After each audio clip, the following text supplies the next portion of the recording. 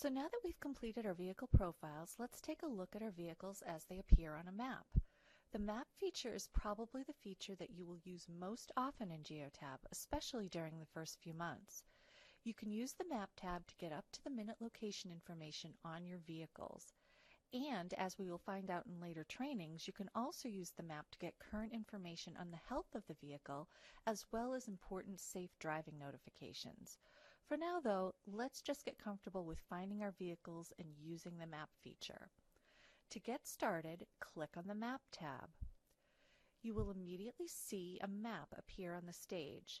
To locate your vehicles on the map, enter the vehicle VIN number in the text drop-down box at the top of the ribbon, or simply use the pull-down menu to select the vehicles you would like to view.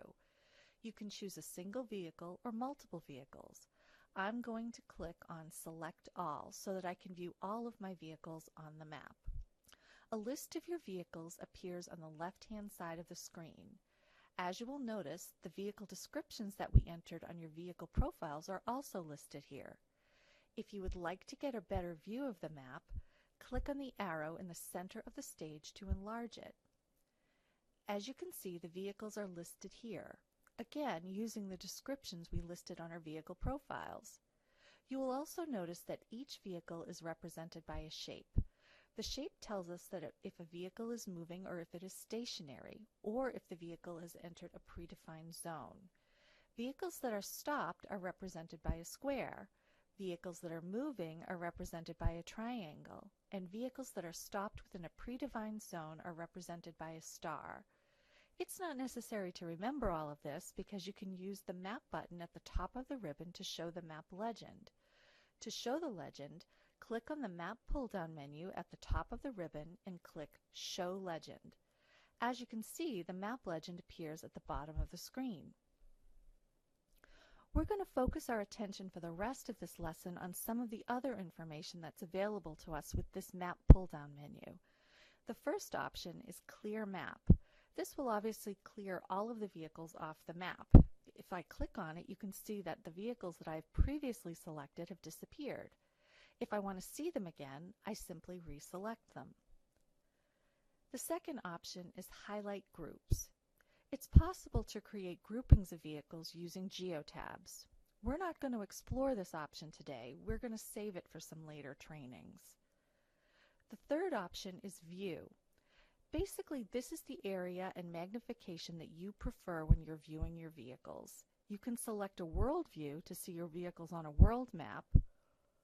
While it might be useful if your program had vehicles all over the world, it's probably not useful for our purposes. If you would like to change the view back to your geographic area, you can use the plus and minus signs in the bottom right-hand corner to adjust the view back to your location.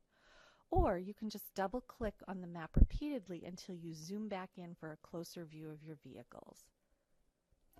Geotab also lets you save a particular view. You might find that under a particular magnification that you're able to see all of your vehicles at once, and you want to be able to pull that view up quickly and easily anytime you want.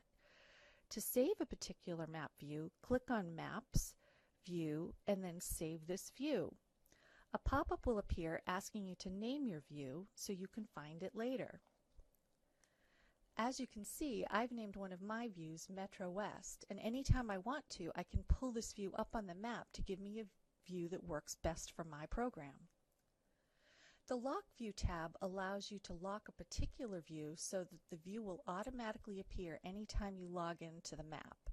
The lock remains in effect only until you lock a new view on the screen. So let's move on to the map type. You can view your map in Google Maps or OpenStreetMaps. It's really just a matter of preference. If you notice over here on the left-hand side of the screen, you can also use the buttons provided to view the map with a satellite view or terrain. Geotab really does give you a lot of options, and this allows you to customize your map views so that they will work best for your program. The next feature on the map pull-down is the Show Traffic feature. This is a really great feature if you want to check on traffic conditions before planning a route or a special trip involving your program. Green lines mean that traffic is minimal, while red lines mean that the traffic is backed up. This allows you to plan your trips accordingly. The last two buttons are a little more complex. Show routes and show zones. Since we won't be covering routes or zones in this particular training, we're going to save these features for later, so we can go into them in just a little more depth. So that's a basic overview of the Map tab. I hope you find the information helpful. As you're getting used to the platform, please feel free to explore the Geotab map feature in more detail. I think you'll find that it really will give you a lot of useful information.